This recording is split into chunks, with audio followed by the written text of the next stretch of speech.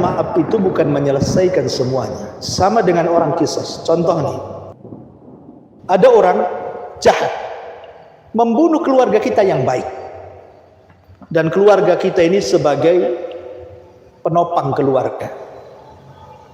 Kalau preman itu yang mati, mungkin tidak rugi bagi keluarga, boleh saja keluarganya senang. Tapi karena dia membunuh keluarga kita yang menghidupi kita, kematian dia tentu sebuah hal yang kehilangan. Ketika kemudian kita mengajukan kepada mahkamah kisos, karena dia sudah membunuh, dia dibunuh. Hakim mengabulkan, bunuh dia. Akhirnya dibunuh. Apakah sudah impas? Apakah sudah adil? Tidak. Kisos itu tidak menghilangkan keadilan. Kenapa? Karena seadil-adilnya hukuman mati dibalas mati, itu kan adil. Tapi keadilan, rasa keadilan itu belum sampai. Kenapa? Karena dia preman, wajar mati. Ini yang dibunuh orang baik. Dia yang kemudian memberikan kebaikan untuk keluarganya, dia ngasuh adik-adiknya, dia ngasih nafkah adik-adiknya, tiba-tiba mati. Rasa keadilan belum ada, walaupun sama-sama hilang nyawa, ya kan? Rasa keadilan belum ada, artinya masih ada kisos lagi kelak pada hari kiamat, ya. Jadi masih ada kisos lagi pada hari kiamat. Supaya apa? Supaya ketika orang menginjakkan kaki di sorga itu, tidak ada lagi perasaan dendam. Wa naza'na ma fi sudurihim min ghillin ikhwana, kami cabut tuh perasaan dendam itu karena sudah ada kisos lagi.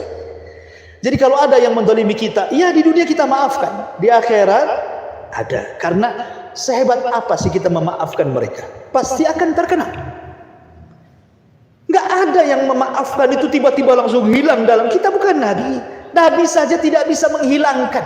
Contoh, Wahsy ketika dia jadi budaknya Hindun membunuh Hamzah.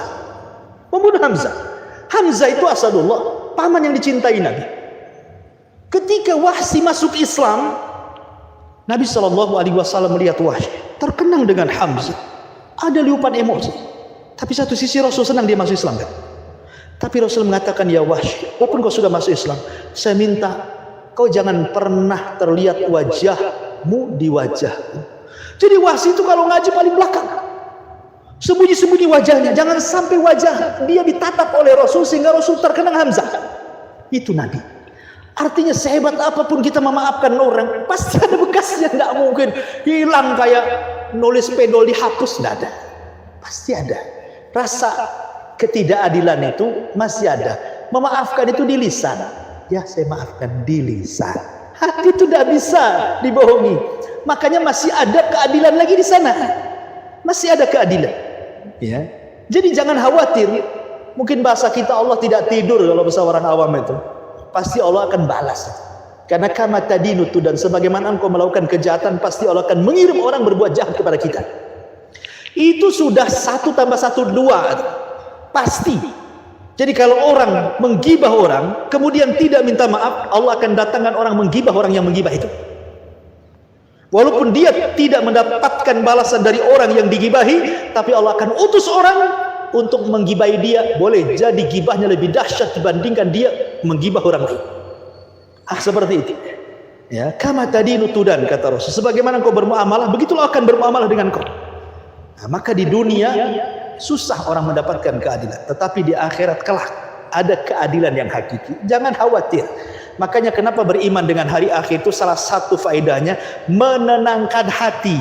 Nah, jadi hati kita tenang. Orang-orang yang didolimi tenang karena ada keadilan yang sebenarnya. Di persidangan orang yang berzalim bisa saja dia menang karena membayar lawyer hebat, membayar pengacara dengan silat lidahnya dia bisa menangkan. Ya di dunia, di akhirat lawyernya aja perlu lawyer, pengacaranya aja perlu pengacara, tapi tidak ada lawyer di akhirat kecuali amal soleh. Oleh karena itulah maka tetap masih ada kisos lagi. Wallahu a'lam.